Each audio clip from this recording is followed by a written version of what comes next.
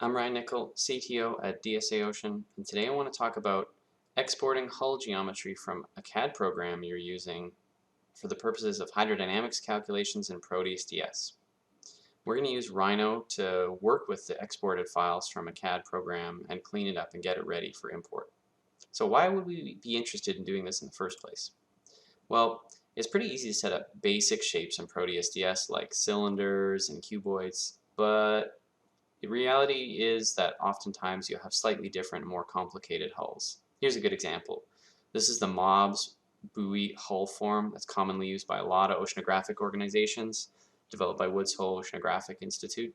And you can see it, well, the top part's a cylinder, but then there's this chine here on the side. It makes a bit of a cone shape on the bottom. It's pretty common to have a CAD file of this geometry. So how do we take this information and get it ready to be used inside a ProteusDS simulation? That's what this is all about. So we'll open up Rhino here, just go new, small objects meters. The first thing to point out is what not to do and what file format not to use. If you go to import, and what I want to show you is an STL file. It does not work very well at all. We're just going to go import this here.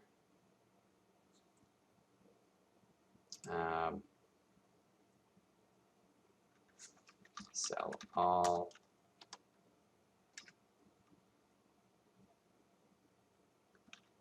ZSA to zoom everything into the picture. There we are.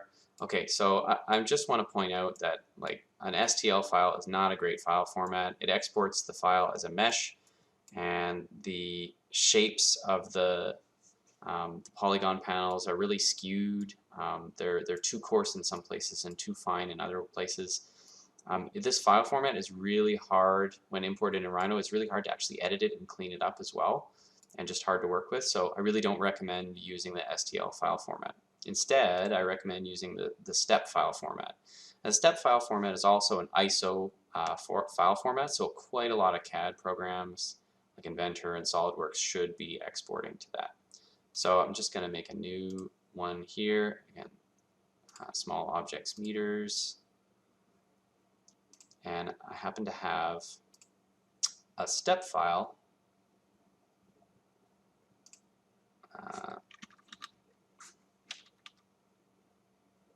Here we are, step file. This was sent to me by Don Peters at Hui. Thank you, Don. So we'll go open, and we're just going to use default settings. It's just giving me a heads up that it's in inches. The step file's in inches and converted to meters. Yes, of course we want to do that. It's combining a lot of geometry as well. We'll fix that in a bit. So there's the file. And what's really nice about working with a step file is that it imports all of the details into surfaces in Rhino. And we're going to clean up the surfaces a little bit to just simplify some of the geometry. You don't really need all this geometry. Another reason for cleaning this up is when we do a polygon mesh over the hull surface. If there's little holes and little things, they're not really going to affect the hydrodynamics at all, and it can really cause the meshing algorithm to make a lot of really tiny polygons. So this kind of makes it a little bit more of an optimal mesh for use in hydrodynamics and ProteusDS. We don't get a zillion polygons, and the simulations will run faster, which is kind of nice. So yeah, so surfaces, they're easy to work with in Rhino and clean up, which is nice. The first thing we need to do though is we need to make sure the geometry is exploded so we can work with it. So we're going to highlight everything just in case it's joined everything automatically. We've got the explode command here, and we need to do it a couple of times to make sure we've got all of the surfaces available, because there's groups of joined entities in here. So I believe we should be able to access everything now. Okay, so our goal is, now we've got the well here. If we look at a view of the shaded buoy, you can see there's the well. There's for holding a lot of the equipment in the buoy, and holes in the hull for instrumentation and other things, and attaching the frames. We don't need any of that. We really just need the encompassing hull. So we're going to remove some of this geometry in here. So this is pretty straightforward. What you can do is select a lot of this geometry and just start deleting. We don't want to delete the outer surface of the hull. So this is an interior face. We want to get rid of that. We can get rid of the face on here with all the holes in here. We're going to cap the top here soon, so don't worry about that, about leaving a face empty. That looks like we've got everything there. So what we should end up with, if we look at this, we've got this shaded view, okay, and there's holes on the bottom and the top, which is, we got to add caps to those to close off the volume. Okay, so the first thing we need to do though is join all of the surfaces into a single entity. So we've highlighted everything there, and we're going to go join. Okay, everything is joined. Perfect. So we've got this as one entity now, not a bunch of individual surfaces. We use the cap command. And you can see now it's made it a closed geometry. Now this is not the polygon mesh that we need to work with in ProteusDS, so we still got some work to do. But before we do the remeshing, what we want to do is make sure we've aligned this mesh to the Rhino frame here. This will be the hull frame that we're going to work with, so we can work with it in Proteus accordingly.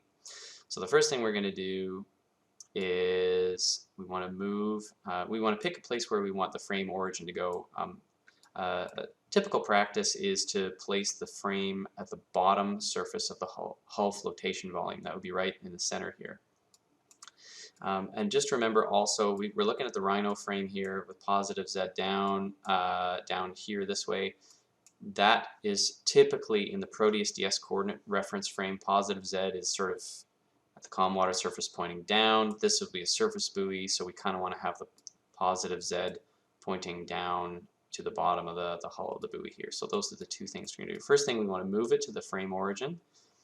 So we're going to go move, select object to move, enter, and then it says point to move from. Now what I want to do is actually move the center point right here. So I've got my O snap selection here. I've only got center highlighted. That makes it a little bit easier to kind of isolate this middle point there. Perfect. Okay, and now where I want to move this to is, I'm actually just going to type in 0, 0, 0.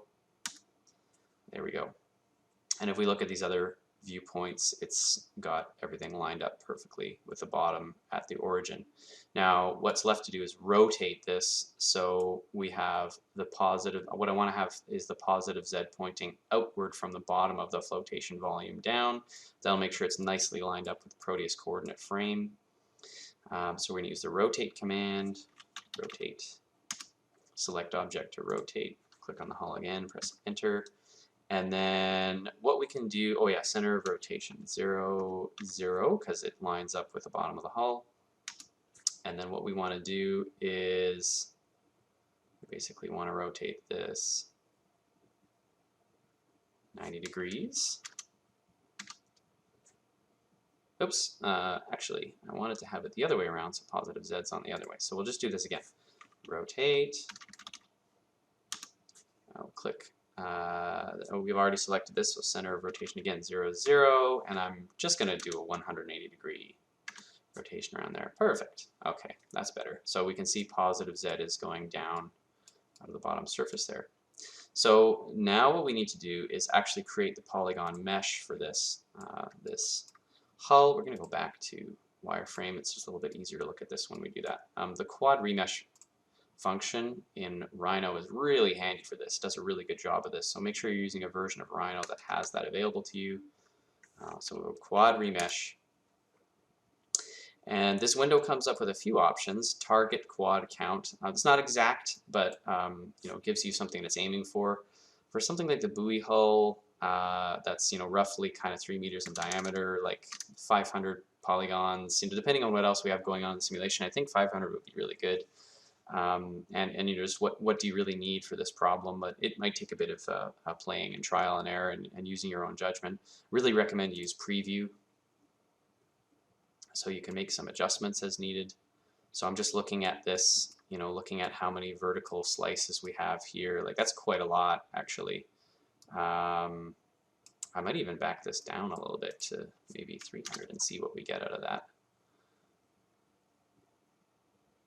Now that looks pretty good to me. So it's never going to be perfect with a perfectly symmetric, you know, mesh on the top and the bottom faces, but you know, just looking at that, I feel pretty happy with that. So we're going to go OK. Now before we export, we don't want to export the surface information along with the polygon mesh, so we got to delete that. And we just we can go filter select. The only thing I want to do is click on, I'm going to unclick meshes here.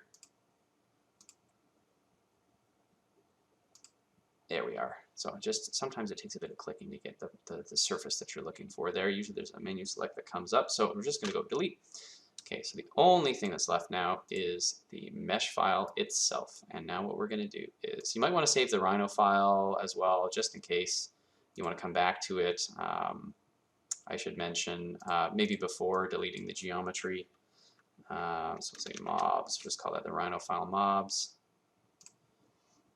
Then what we want to do is actually, you can go save as, and then the OBJ file format's the one that is read by ProteusDS, so we're going to save that. We'll get a new window with some options here. The only thing really to watch out for is you want this polygon mesh object selected here. Make sure map rhino z.objy is not selected, especially if you're lining the frame up like this. So just leave that there. I think everything else is generally fine. With default settings, we'll go OK. And we're all done with Rhino. There is our OBJ file. I'm going to copy and paste this into my Proteus project. So I already kind of have a Proteus project set up with a mooring with the mobs buoy set up here. So this is another different custom mesh file we made. What I'm going to do is just show you. It's already kind of set up, so I know there's a few steps here that we're not seeing. This is where we would delete either the old file or the basic cylinder that we were using and put in our new mobs.obj file. You can see it's just appeared right in here in the preview window. And you can see we've got the feature frame on the bottom there, and it generally looks pretty good. Yeah, and you're ready to do some tests to make sure that it's set correctly as well. One last note I forgot to mention, make sure that the normals are pointing outward from the hull, and you can check that by typing the dir command in Rhino, and it's already set up correctly. All the normals are pointing outward from the hull, so we're actually good to go with this. If needed, we could flip them. If they were pointing inwards, we want to flip them so they're pointing outwards. We don't need to make any changes though, so we're all good.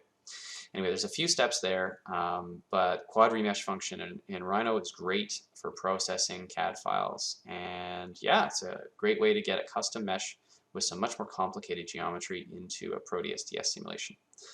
That's all for now. Thanks for watching.